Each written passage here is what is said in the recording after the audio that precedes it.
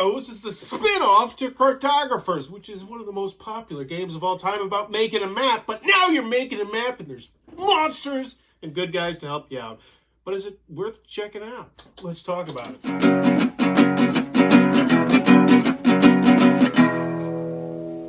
What does that even mean, Bowers? Hi there, YouTube. We're back again today for another Thoughts from the Corner here with my good friend Adam. Yep. And we're talking about Cartographers Heroes from thwart Games. This is for 1+ players because it's a roll and write game. It's going to take you about 30 to 45 minutes to play, and it's for ages 10+. And this is a standalone expansion to Cartographers, massively popular game. You can mix this in, or you could play it by itself. But let's take it to the table. I'll show you how it works, and then we'll give you our thoughts on it. This is what the basic setup is going to look like right here. Everyone's going to get a sheet in which you're going to be making a map, and it is double-sided, as you can see.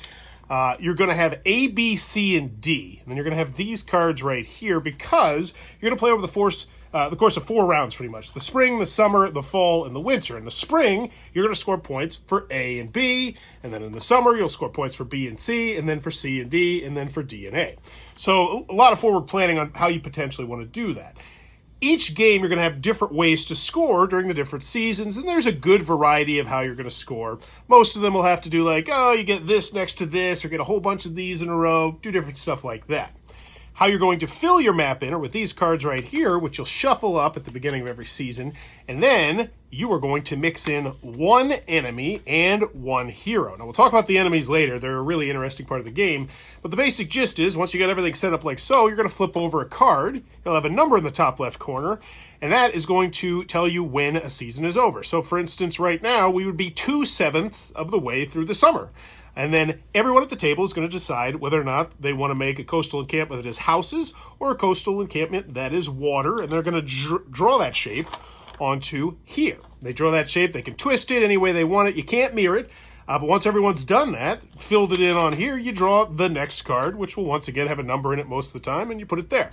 Now, you also notice that this card has a coin on it because if you can get coins, if you decide to draw this instead of that, you'll get to mark a little coin down right here, and the coins will get you victory points at the end of every season.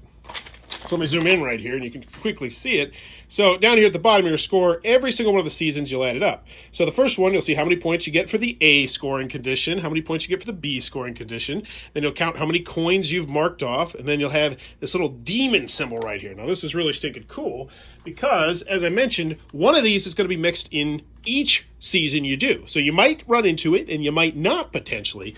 But when you do, you're going to pass your map to the player next to you, and then they're going to draw whatever bad guy is going to go on here. And each one of them is a little bit different. It's like the zombies will spread out. The dragon, you'll get 3 coins when you slay it because you get the money. And each of them is a little bit different. And so they'll put this on the board, and that's actually going to get you negative points. So for instance, let's say you had a zombie like right here. Pew, pew. That would mean at the end of a season, you're going to get 1, 2, 3, -4 points for anything you don't surround it. Whereas if you're able to surround this with, water or fields or houses or different stuff like that, then you won't score the negative points. So when those come out, you're going to want to take care of them. You also can slay it with a hero because at the beginning of each season, you're going to add a hero into there as well, and they will do some cool stuff as well. But the basic gist is you're just going to keep flipping over these cards and then drawing different stuff on your map, creating a map. Once you've reached that beautiful number that's in the top left-hand corner, so in this case 7, you're going to score your points. You'll mix all these cards back up. You'll add a new monster, a new hero, and you will rinse, wash, and repeat until you're done with all 4 of the seasons, at which point you'll total up your score, and whoever has the most points will be the winner of Heroes. Alrighty then, Cartographers Heroes from thwart Games. What are our thoughts on it? Adam's tried it once. I've played it about 5 or 6 times now. You want to start? You want me to? Sure. Yeah, I really enjoyed this one. I liked the variability in what's coming out and the way you're writing them down. The way that you're scoring on the cards was very different from season to season. You can focus on one, card and try and do it that way, or you can be like every season trying to figure things out. Yeah, the heroes and stuff, fighting the dragons and stuff, that was really neat. It was a wide variety. I enjoyed the zombies. That was super fun. You say wide variety, but I will say, I do want to say, but put a caveat on that. There is exactly enough monsters and exactly enough heroes. You're going to see the same ones every single game, really? Every single time. But it is definitely when they come out, makes a big difference. Yeah. Oh yeah. But I did want to mention that because that's one of my cons with it is because you will see the same ones. I'd love it if there was just maybe one or two extras in there. In the future, yeah. Yeah. But back to what you were saying. I just want to put an asterisk. Yeah, I didn't realize that. No worries.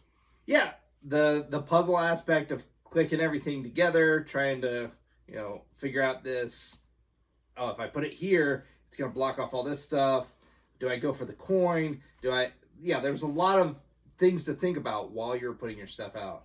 And I with the attack, the monsters coming out and handing it to someone else, and they're essentially like attacking your region, like that really changed things for me. When that happened, that was like, oh wow, now I'm getting half the points.